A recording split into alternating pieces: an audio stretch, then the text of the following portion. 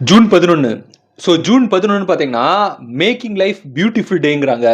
So உங்களோட லைஃப்பை வந்து நீங்கள் வந்து அழகாக மாற்றிக்கணும். உங்கள் லைஃப் வந்து எவ்வளோ கஷ்டமாக இருந்தாலும் ரொம்ப பாசிட்டிவான முறையில் உங்கள் லைஃப் எடுத்து உங்கள் லைஃப்பை வந்து நீங்கள் அழகாக மாற்றிக்கணும் அப்படிங்கிற ஒரு பர்பஸை கிரியேட் பண்ணக்கூடிய நாளாக தான் வந்து இந்த நாள் இருக்குது.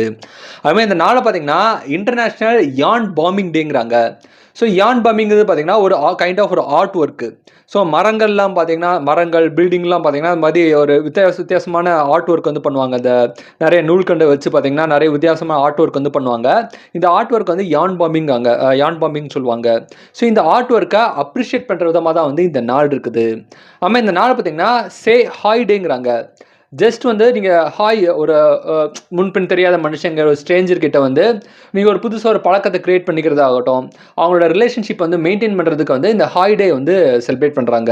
ஸோ இந்த ஹாய் டே மூலமாக வந்து நீங்கள் உலகத்தில் எல்லா மக்கள் மூலமாக வந்து சோஷியல் நெட்வொர்க் மூலமாகவோ இல்லை உங்கள் நெய்பர்ஸ் மூலமாகவோ ஜஸ்ட் ஒரு ஹாய் சொல்லி அவங்கக்கிட்ட ஒரு ரிலேஷன்ஷிப்பை பில்ட் பண்ணி ஒரு கைண்ட் ஆட்டிடியூடுக்காக இந்த நாள் வந்து செலிப்ரேட் பண்ணுறாங்க. ஸோ இது போக உங்களுக்கு ஜூன் 11 வேறு ஏதாவது டே தெரிஞ்சா கமெண்ட் பண்ணுங்கள்.